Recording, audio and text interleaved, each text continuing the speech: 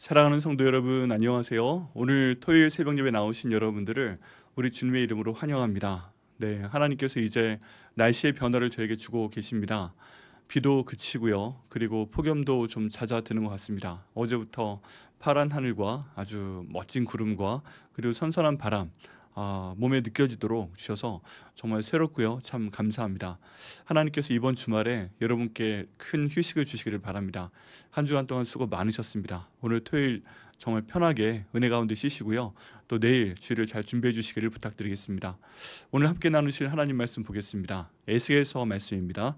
에스겔서 6장 1절부터 7절까지의 말씀, 구약 성경 1156페이지에 있습니다. 네, 저희가 새벽 예배 공동체 성경 읽기를 통해서 계속 진행하고 있는데요. 방송을 통해서는 에스겔서 말씀이 처음이지요. 네, 6장 말씀.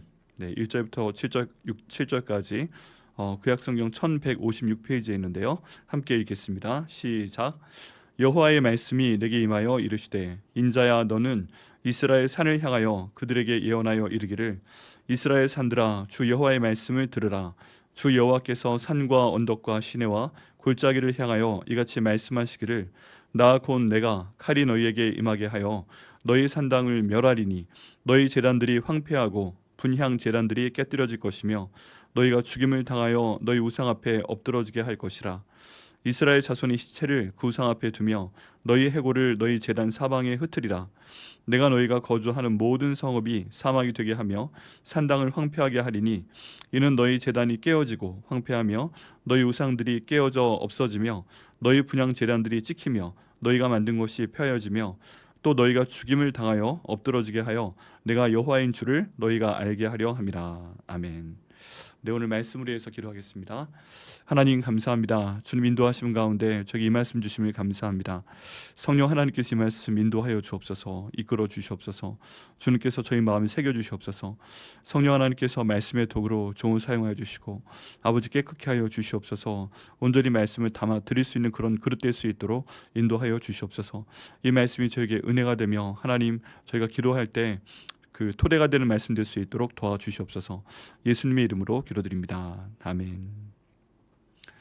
네, 지금 에스겔서 말씀 이제 들어갑니다. 에스겔, 하나님이 어느 나라에 보낸 하나님의 선지자일까요? 저희가 대선지서, 소선지서 보면은 모든 책들의 이름이 그 선지자의 이름으로 되어 있습니다. 그리고 그 선지자의 이름 하나하나가 그 나라에 주는 하나님의 메시지입니다.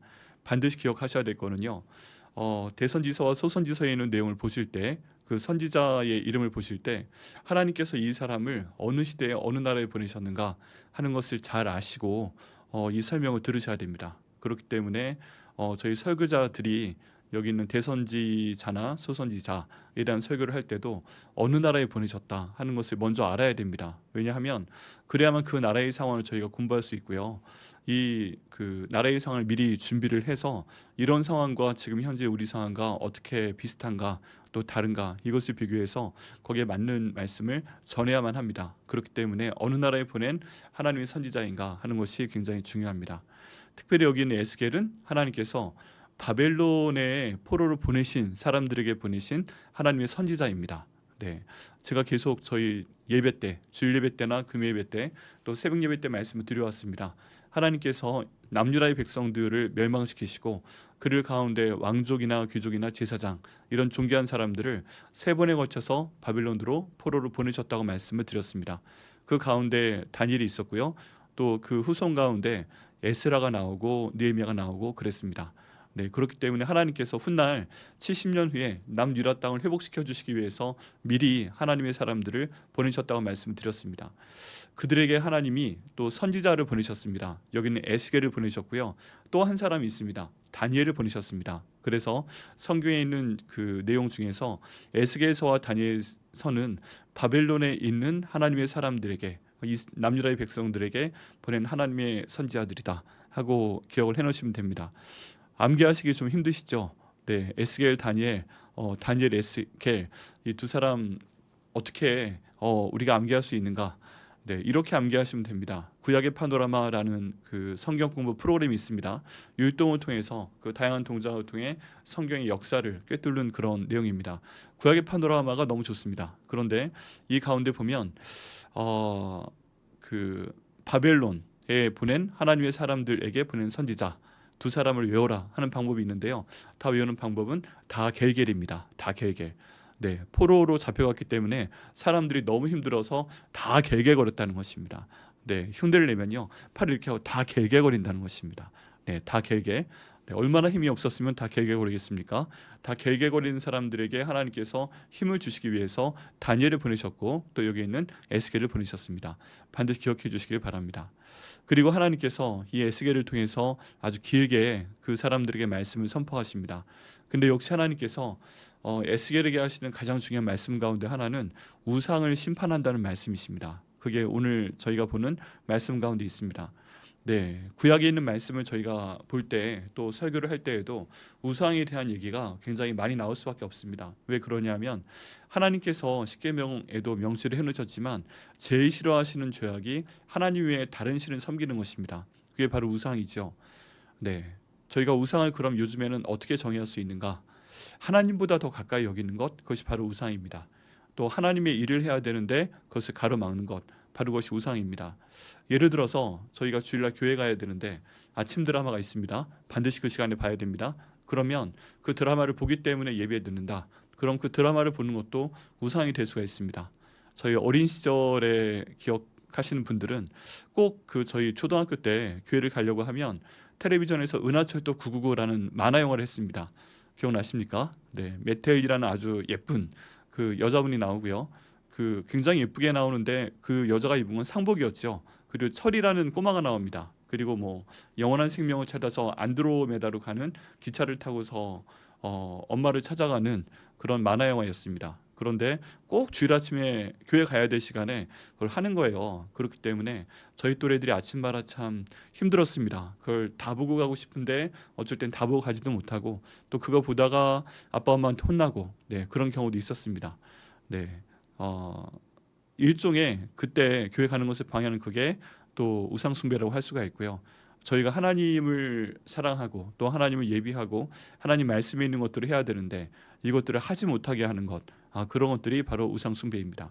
그리고 우리가 하나님께 나아가야 되는데 하나님께서 그 하지 말라고 하신 것 있잖아요. 예를 들어 우상 숭배나 뭐 음행이나 음란한 것이나 십계명 가운데 나와 있는 것들이나 이런 것들을 하는 것도 바로 우상이라고 볼 수가 있습니다. 왜냐하면 하나님과 저희 사이에 잘못한 것이 있으면 죄를 짓는다고 하는데 이 죄 때문에 하나님과 저희 사이가 가로막히게 됩니다. 하나님과 저희 사이를 가로막는 것, 그것이 바로 죄이고요, 우상 숭배이고요.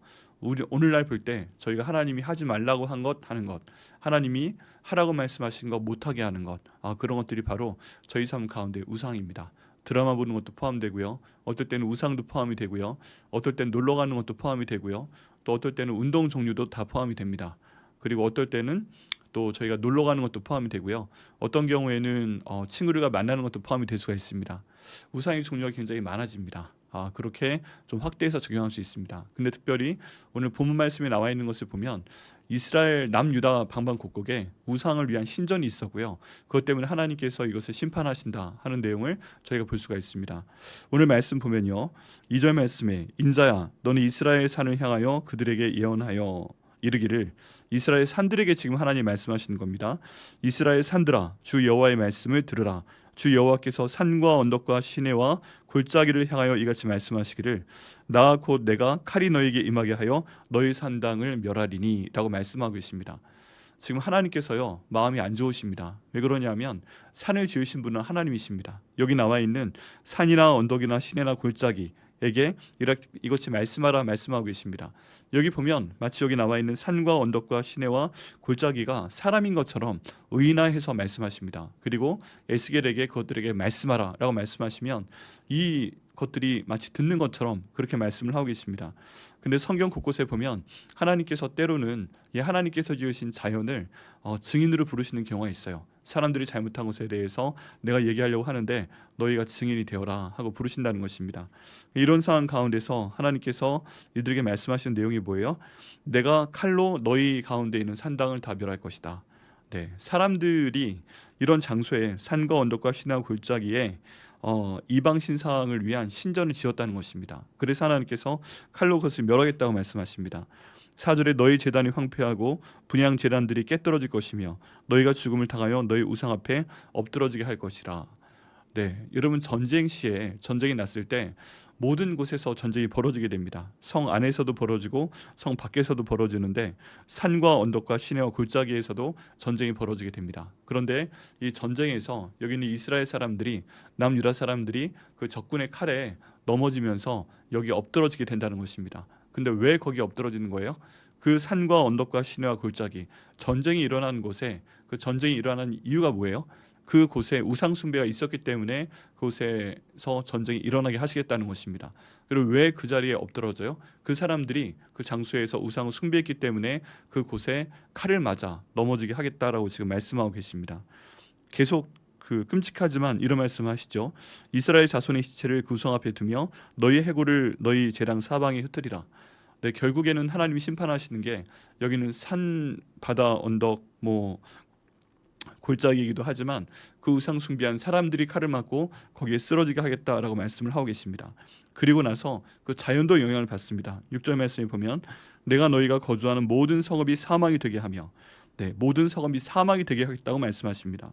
산당을 황폐하게 하리니 이는 너희 제단이 깨어지고 황폐하며 너희 우상들이 깨어져 없어지며 너희 분향들이 지키며 너희가 만든 것이 폐하여지며 네, 이 모든 것들 하나님께서 다 없애버리시겠다는 것입니다.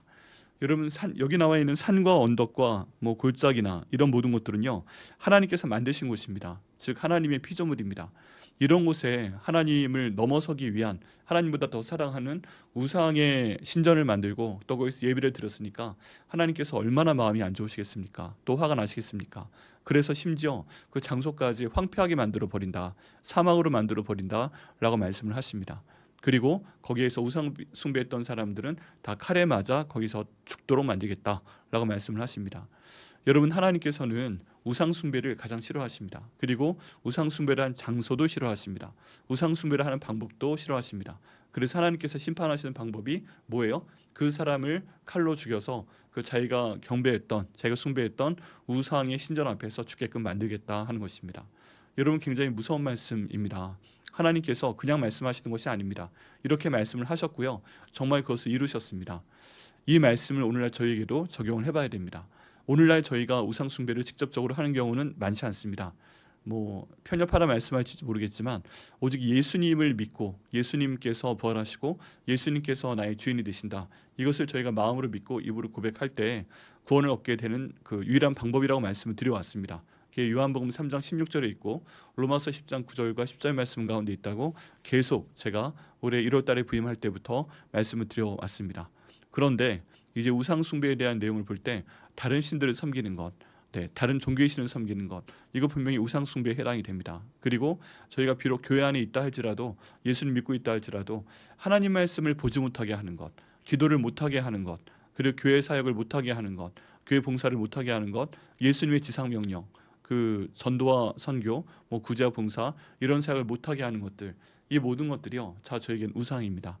또 오늘날의 가장 중요한 우상은 돈이 있을 수 있습니다. 돈이 있을 수 있고요, 명예가 있을 수 있고요, 나의 쾌락 또는 운동 같은 게 있을 수 있고요. 그게 어떤 긍정적인 쾌락이든 아니면 부정적인 쾌락이든 하나님과 저희 사이 가려먹는 것은 다 우상이라고 볼 수가 있습니다. 노름 당연히 그렇고요, 지나친 운동 그렇고요. 때로는 저희 팀 켈러 목사님이 말씀하신 내용이 보면 저희 기도 제목 자체도 하나님보다 더 저희가 가까이 하는 우상이 될 수 있다고 합니다. 왜 그러냐 하면 그 기도 제목 가운데는 내가 좋아하고 내가 갖고 싶고 내가 이루고 싶어 하는 것이 있기 때문입니다. 그렇기 때문에 하나님을 수단으로 사용해서 예수님의 이름을 수단으로 사용해서 그 기도 제목을 이루고자 하는 것이기 때문에 어떤 의미에서는 그 기도 제목조차도 하나님의 뜻이 아니라면 저희 우상이 될 수 있다고 설명을 하고 있습니다. 여러분 저희가 한번 생각을 해봐야 됩니다. 내가 갖고 있는 우상은 무엇인가? 내가 갖고 있는 어떤 것이 하나님이 하라고 말씀하시는 것을 못하게 하는가? 내가 지금 좋아하는 어떤 것이 하나님께서 하지 말라고 하는 것을 하도록 하는가? 여러분 그게 바로 우상입니다. 그렇기 때문에 사랑하는 저희 성도 여러분, 오늘 말씀을 들으시고 돌아보시길 바랍니다. 나에게 우상은 무엇인가? 그리고 그 우상은 내가 그럼 어떻게 대해야만 되는가? 간단합니다. 하나님보다 더 사랑하지 않으시면 됩니다. 하나님보다 더 사랑하기 때문에 어떤 거를 투자하는 시간이 더 길게 되는 거잖아요. 드라마를 하루에 3시간씩 보고 하나님 나와 예배드리는 거 못하고 그런 게 아니라 드라마를 한 편 보시고 하나님께 예배드리는 시간, 말씀 기도하는 시간 더 가지시고 그런 식으로 조정을 하시면 됩니다. 그렇게 해서 저희가 그것을 조정을 해야 됩니다. 안 그러면요 하나님께서 그 우상 앞에서 칼로 치신다라고 말씀을 하고 있습니다. 좀 강하고 그리고 끔찍한 말씀인지 모르겠지만 내가 좋아하는 그 앞에서 하나님께서 나를 죽이신다. 오늘 본문은 그렇게 말씀하고 있습니다. 그렇기 때문에 저희가 돌이켜야 됩니다. 저와 여러분이 하나님 말씀을 순종을 하면서 우상에 대해서 이렇게 싫어하시고 하나님께서 말씀을 하시니까 내가 하나님 말씀하신 일을 하기 위해서 또 하나님께서 하지 말라 하시는 일을 하지 않기 위해서 이것을 절제하겠습니다. 또 때로는 이것을 끊어버리겠습니다 하고 끊어버리는 결단이 필요합니다. 여러분 예를 들어서 주일 예배 시간에 못 가게 하는 그 우상은 무엇입니까? 또 예를 들어서 하나님의 일을 하지 못하게 하는 그 일은 무엇입니까?